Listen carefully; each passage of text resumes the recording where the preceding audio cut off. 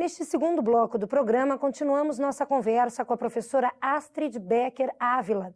Vamos falar sobre culturas e práticas corporais em sua relação com a educação física e também sobre as manifestações de movimentos sociais através da dança. Professora, de que forma a cultura se inscreve nos corpos? Olha, o ser humano, ele só é ser humano porque ele se sociabiliza, né? A própria bipedia é algo que é formado no ser humano. O ser humano, diferente dos outros seres da natureza, ele já não nasce humano. Se tu deixar um ser humano recém-nascido, viver numa selva e ser criado por lobos, ele vai andar de 4 pés, ele vai uivar, ele não vai desenvolver a linguagem como nós. Então, acho que nesse aspecto a gente já deixa indicado, né, a importância que a cultura tem para o ser humano. A gente nunca tem acesso ao mundo tal como ele é através dos instintos. O nosso acesso ao mundo ele é sempre mediado por um conjunto de significações. Esse conjunto de significações é que a gente denomina de cultura. Então, o ser humano é um ser, além de um ser biológico, um ser cultural. Essa dimensão nunca pode ser retirada do ser humano. E o nosso corpo, ele é resultado dessas relações que nós estabelecemos, tanto com a natureza, com os outros seres humanos, né, com todo o meio que nos circunda. Isso é que faz nós sermos aquilo que nós somos. E como se dá esse processo de conformação? Pois é, aí nesse processo, né, a gente sempre tem duas possibilidades, né? Ou esse processo de formação, ele faz com que a gente se conforme ao status das coisas que são predominantes, ou a gente pode, nesse processo de formação humana, contrariar a lógica dominante. Aí entraria aquilo que a gente acabou de falar sobre a mídia, por exemplo? Sim, com toda certeza, né? A gente não pode dizer que toda mídia é conformação, né? Existe mídia de resistência, embora em espaços bem menores existem, mas a grande mídia trabalha quase que hegemonicamente para adaptar o pensamento e a forma das pessoas agirem conforme aquilo que se espera delas, né? A gente pode ver a própria divisão aí, né, em canais de TV aberto e TV a cabo, o nível da produção cultural. É porque se espera que a grande massa da população, ou seja, aquilo que a gente denomina de o povo, né, tenha acesso a determinadas informações. Enquanto que a gente prepara, por exemplo, em outros espaços, uma informação muito mais selecionada. Ou se trabalha com a ideia de conhecimento. Né, e isso está posto em toda a sociedade. Professora, qual que é a diferença entre cultura corporal, cultura de movimento e cultura corporal de movimento? Olha, essa é uma discussão que se estabelece na educação física já na década de 80, né? Contrário a esse modelo de esportivização da disciplina de educação física no currículo escolar, surgem várias perspectivas. E essas três são as que mais se salientam, né, e que têm mais produção acadêmica e mais experiências nas escolas já desenvolvidas. A cultura corporal, ela parte de uma compreensão do ser humano a partir do materialismo histórico. Foi organizado por um coletivo de autores e desenvolveu uma metodologia de ensino, no qual considera o conhecimento dessa disciplina a cultura corporal. A cultura de movimento, ela bebeu muito na fonte da escola de Frankfurt. Né? Foi após alguns professores nossos do Brasil que fizeram doutorado na Alemanha e retornaram, principalmente o professor Elenor Kunz, que é considerado o pai dessa perspectiva. Então vai trabalhar muito mais com aspectos da fenomenologia e da teoria crítica, mais especificamente Habermas, né, com a ideia do agir comunicativo. A cultura corporal de movimento é uma certa tentativa de conformação dessas duas perspectivas num conceito mais amplo. Né? Acho que quem inicia essa denominação é o autor Walter Bracht, e ele vai trabalhar com isso na perspectiva de identificar um campo de conhecimento, uma área de conhecimento. Agora, essa confusão toda que se dá na nomenclatura, ela só expressa a confusão toda que nós somos enquanto área. Né? Então, assim, é porque existem várias perspectivas de educação física que estão em confronto em diferentes espaços de atuação, que a nomenclatura um pouco reproduz isso, né? A gente vai ter outros conceitos como corporeidade, corporalidade, práticas corporais, né? Que numa determinada perspectiva mais ampla, todas elas tentam definir o que é essa área de conhecimento, essa área de intervenção social chamada educação física. E é uma relação com a indústria cultural? Olha, a indústria cultural, ela... produz sempre determinadas ideias, né? Ou ela se apodera de ideias que estão presentes e acaba dando uma nova roupagem e devolvendo para as pessoas com determinados interesses, vamos dizer assim, né? Que é a reprodução dessa perspectiva mercadológica, né? Do trabalho produtivo, da eficiência. E na área da educação física ou das manifestações da cultura corporal, isso se dá de uma forma nefasta. Por exemplo, a questão da música. Quando a gente vai trabalhar com dança na escola e a gente pede para os alunos, olha, tragam as músicas que vocês mais gostam. O que eles trazem?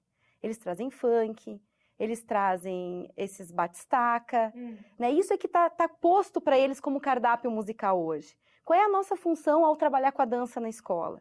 É o único espaço que eles vão ter para reconhecer, por exemplo, que existe um balé clássico, que trabalha com música clássica, um Beethoven, que muitos deles nunca ouviram, né? Outras formas de musicalidade que trazem outras expressões corporais tão importantes quanto essas que a mídia oferece.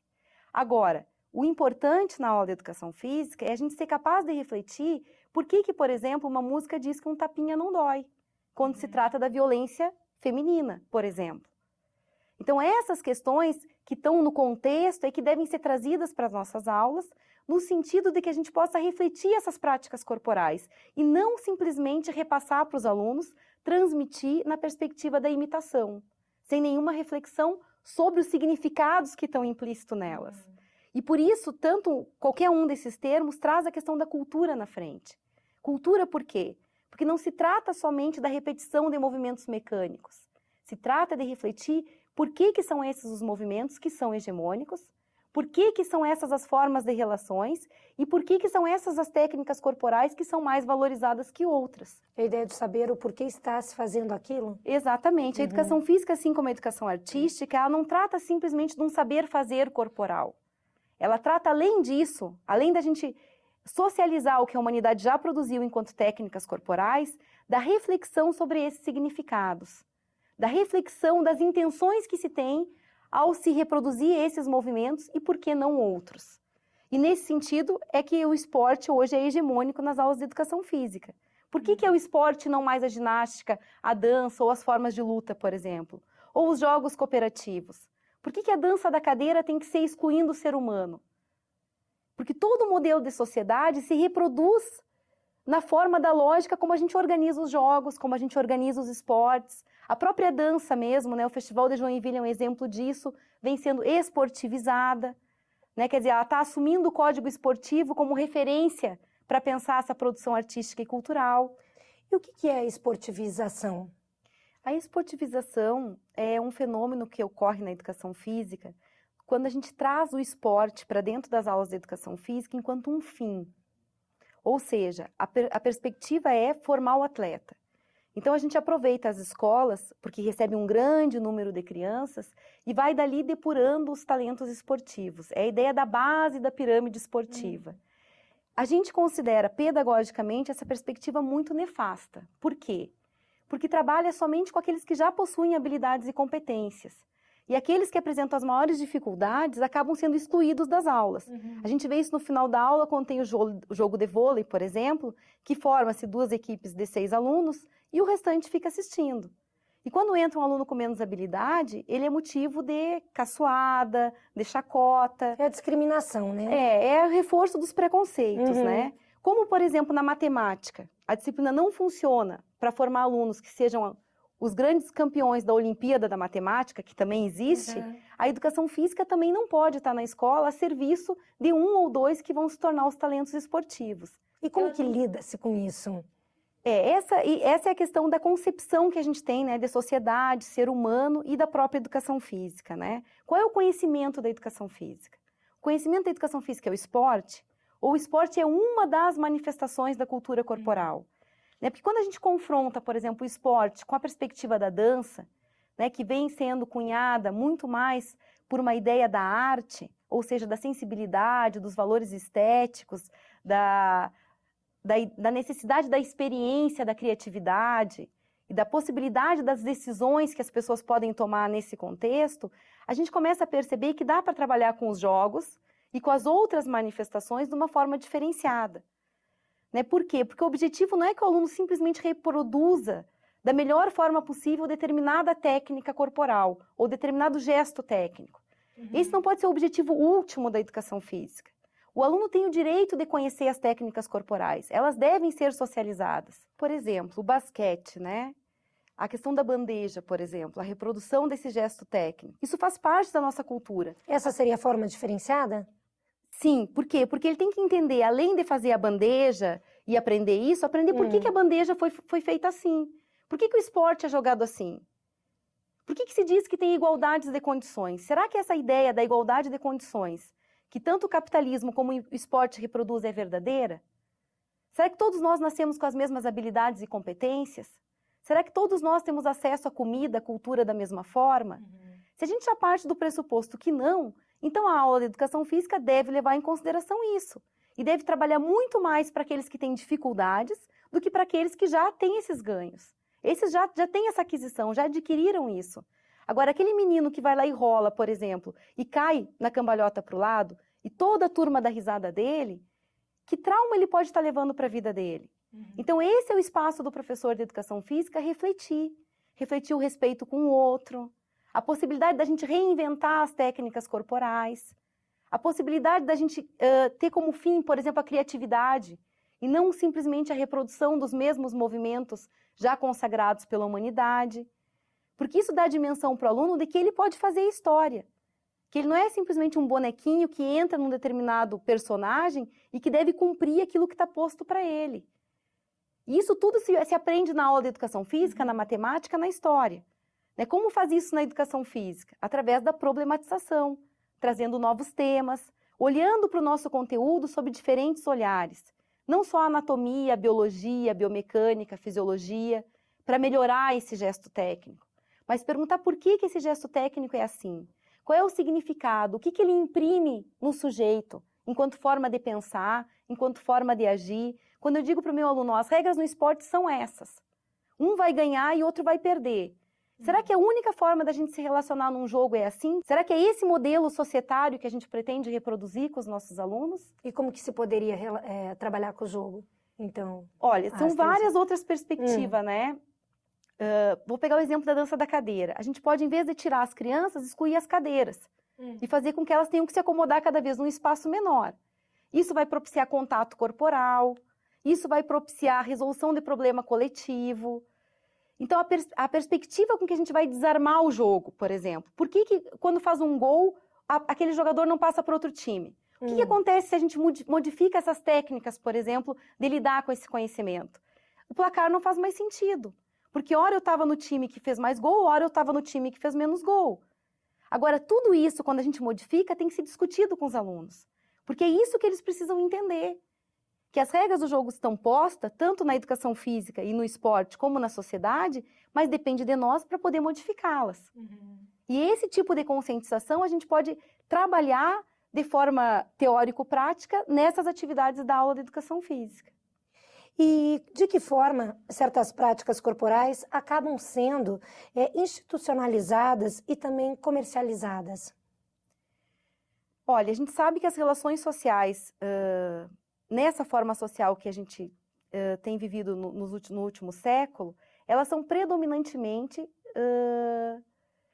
capitalistas. Isso quer dizer o quê? Que o fim delas não é o ser humano, é o lucro. Né? A gente produzir cada vez mais valor, mais valia. E o trabalho humano, ele é simplesmente condicionado por todas essa necessidade da gente produzir produtos cada vez mais barato, cada vez mais competitivo. Então, a ótica da eficiência, né, da gente sobrepujar o outro, porque uma empresa só sobrevive se outras quebram. Então, toda essa lógica que está inserida na sociedade, ela acaba se reproduzindo de forma bem explícita na questão do esporte. Né, onde a gente tem que criar táticas e técnicas para vencer a outra equipe, para vencer o adversário. Volta ao que a gente estava falando da questão da competição. Exatamente. E a competição acontece também dentro da própria equipe. Né? Quem são os melhores jogadores, quem vai ser titular, quem vai ser reserva.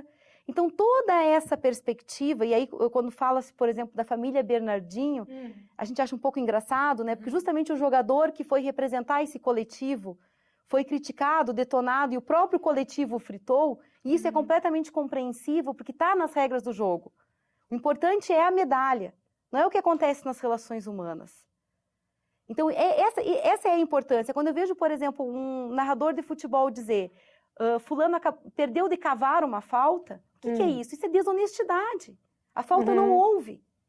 Então, quando a gente está falando disso tudo, a gente está falando de formação humana, que se dá em todos esses espaços. E quando eu pego o modelo do esporte, sem refletir e trago simplesmente para dentro da escola, eu estou fazendo uma formação de alienação, de reprodução, de manutenção das coisas tais como elas são. Nas famílias mesmo, hoje a gente tem o pai, por exemplo, que coloca o filho numa escola de futebol pensando no lucro. Exatamente. Né? Por que isso está tão forte? Porque é um produto que vende, é um produto que dá certo. Né? As academias de ginástica estão aí, muitas vezes, muito mais vendendo uma imagem corporal do que, de fato, a satisfação daquela pessoa que vai lá. Né? Por exemplo, a gente pega... Eu acho muito engraçado, de manhã, às vezes, tem senhoras mais de idade que vão à academia. Mas qual é a música que tem na academia? É a mesma música dos adolescentes. Por que não se percebe que há outras necessidades nessa faixa etária? Há outros gostos? Né? Então, esse pacote é um pacote compacto. Se vende a roupa, se vende o produto, né, da perfumaria aos cosméticos. Se vende um arquétipo de felicidade relacionado à juventude plena e eterna.